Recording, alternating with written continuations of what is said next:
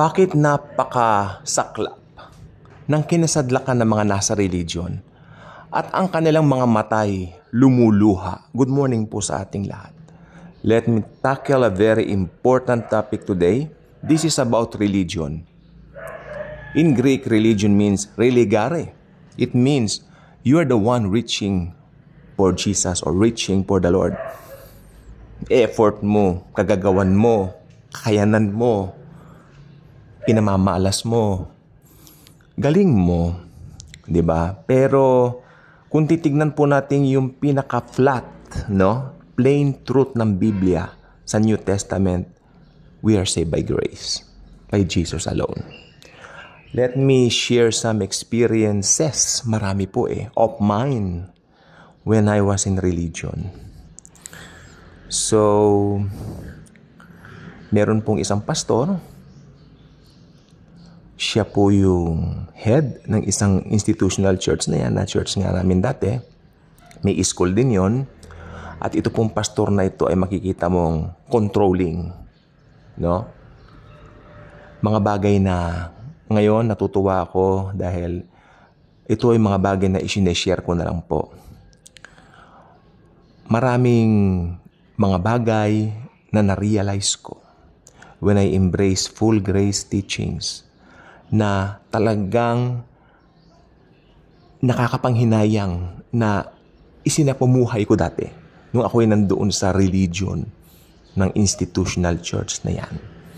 Hindi magandang maisip na nanghihinayang kasi isang bagay, hindi po ba?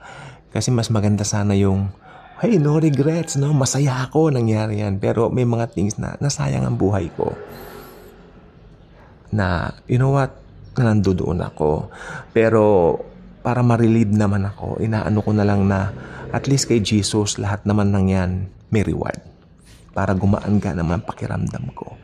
Kasi nasasayangan po talaga ako, nanghihinayang po talaga ako. Pag-pray niyo ako dyan. Dahil hindi po ako,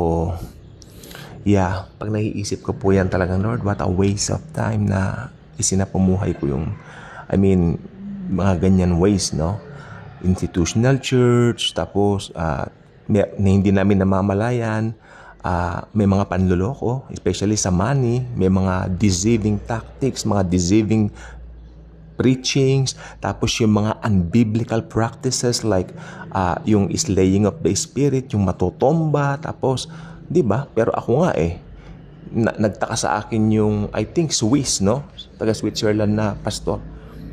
Hindi ako natomba. Sila lahat natomba, ako hindi. Sabi nga nung isang kasama ko, pauwi na sa kotse kami, sana nagtumba-tumbahan na lang daw ako. Ay sabi ko, hindi.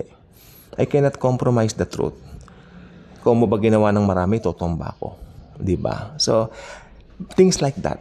Pero, ang religion po kasi, masakit yan sa bulsa. Sige po, tayo po ay magbigay na po ng example. Minsan magastos din po yan dahil minsan pag may sinabi yung pastor na ganito ganyan, ganon, leader kami dati. So, di ba? Sometimes maglalabas ka rin sa sarili mong pera.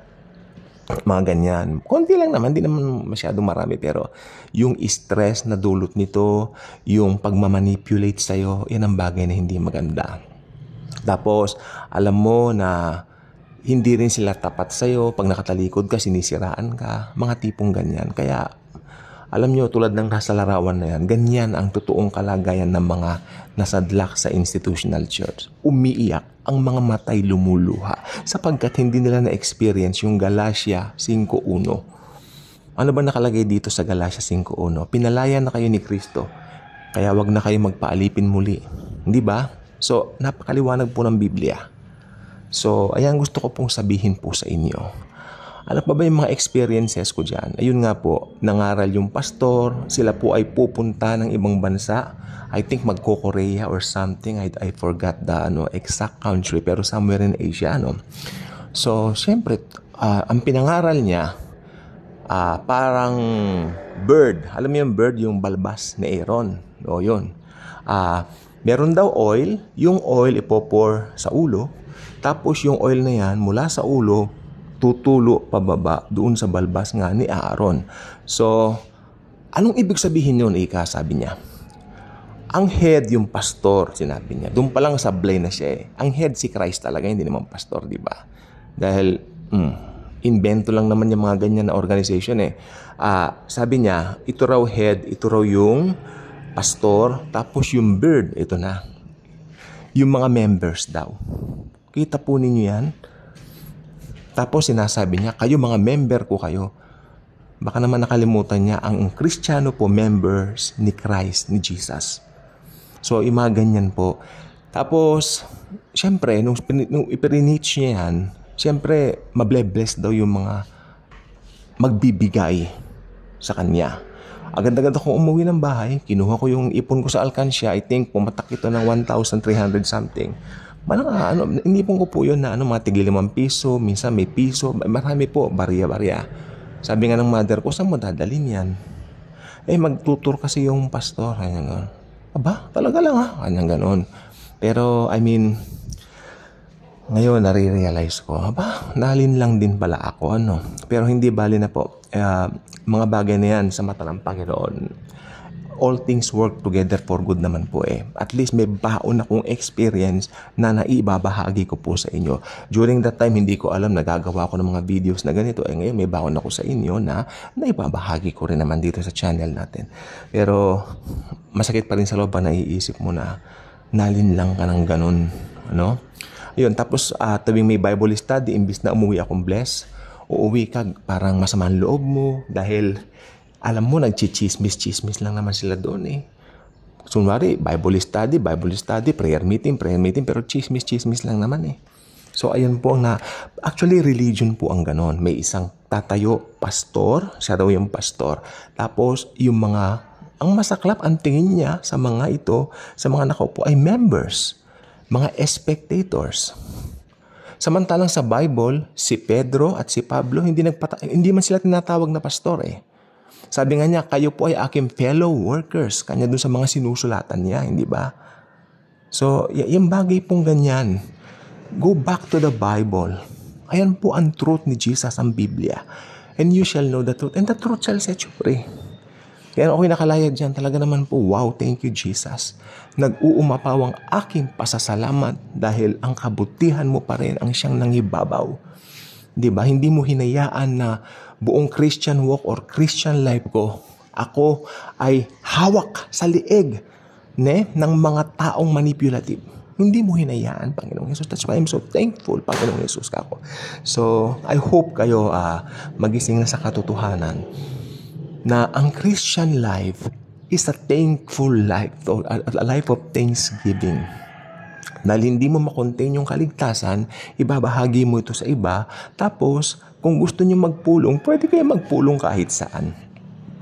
Pero ang ideal po sa Bible talaga, kung titignan mong mabuti, is a house church. House church. Sa house. Pero ngayon, pwede kahit gawin saan eh. Pwede sa streets, basta meron lang kayong puno, upo kayo doon. Ganyan eh. Pinakomplikado lang naman yan ng mga talagang mga, ewan ko ba, mga pastor na sabi nila sila raw yung nag-aral ng Bible school, mga ganyan. I'm nothing against sa pag-aaral sa Bible school doon. Kahit meron ako, nakailang Bible school po ako. Pero hindi naman po yun ang point. Ang point dito, yung institutionalized church. Kasi talagang dyan, makikita po natin dyan sa mga institutional churches na yan, dyan po yumaman yung mga binabanatang talagang may mga ginagawa ng mga katiwalaan ng mga pastor, lalo sa Amerika. Hindi na po ako magbabanggit ng pangalan. Alam niyo po yung sinasabi ko. Yung isa may-ari pa ng jet plane. Diba? Alam niyo po yun. Kung nanonood kayo ng mga sa YouTube, pinapakita, ini-expose po nga ang mga ito. So, ganun lang po. Kaya nga po manatili sana tayong malaya sapagkat sa kalayaan natin, lalo nating nararamdaman yung presensya ng ginawa ni Kristo sa krus para sa atin.